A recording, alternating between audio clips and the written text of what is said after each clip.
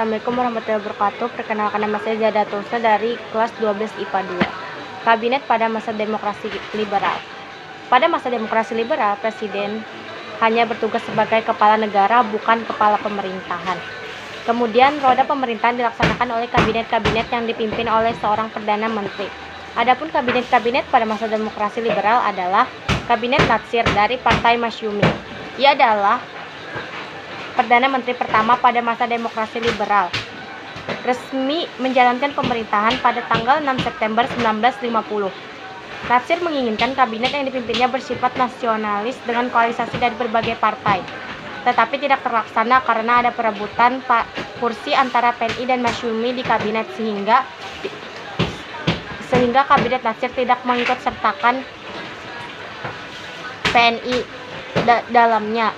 Kemudian pada tanggal 22 Januari 1951, PNI melalui Hadikusumo mengeluarkan mosi tuntutan agar pemerintah mencabut peraturan pemerintah nomor 29 tahun 1950 tentang pemilihan anggota lembaga perwakilan daerah yang menggantinya dengan undang-undang baru yang lebih demokratis, karena undang-undang tersebut dianggapnya tidak demokratis. Kabinet Sukiman resmi memerintah sejak 26 April 1951, tetapi kabinet tahan lama karena terjadi beberapa permasalahan. Salah satunya politik luar negeri yang dianggap condong ke negara-negara barat. Pada tanggal 23 Februari 1952, Kabinet Sukiman menyerahkan mandat kepada Presiden Soekarno. Kabinet Wilopo resmi memerintah sejak 30 Maret 1952, merupakan koalisasi antara PNI dan Masyumi. Kabinet Wilopo adalah penerapan sistem zakon kabinet atau kabinet terdiri atas menteri-menteri yang ahli di bidangnya. Kabinet Wilopo mengembalikan mandat kepada Presiden Soekarno pada 2 Juni 1953. Kabinet Ali Sastro Midjojo I pelantikannya dilaksanakan pada 30 Juli 1953. Kabinet ini juga dikenal dengan nama Kabinet Ali Wongso. Ia berhasil mengukir sejumlah prestasi yang menunjukkan peran aktif Indonesia di kancah internasional.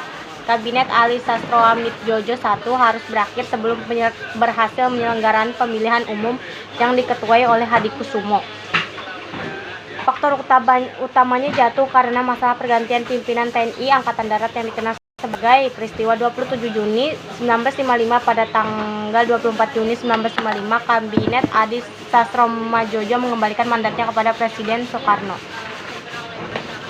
Kabinet Burhanuddin Wahab resmi menjalankan pemerintahan pada 12 Agustus 1955. Terdiri atas 2 menteri dengan mayoritas anggota berasal dari Masyumi. Pada masa pemerintahannya, Kabinet Burhanuddin Hararap berhasil menyelenggarakan pemilu, tepatnya pada tanggal 1955,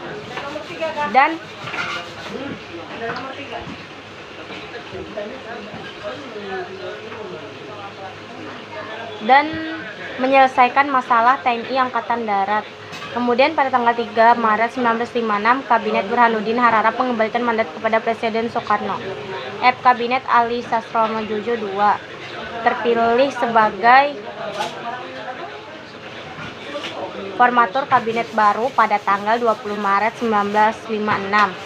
Kabinet ini disebut Kabinet Ali Sastro-Midjojo II yang terdiri dari koalisasi PNI, Masyumi, dan NU. Dalam kabinet ini PKI tidak dilibatkan karena keberadaannya ditolak beberapa tokoh Islam. Kabinet Juanda atau Karya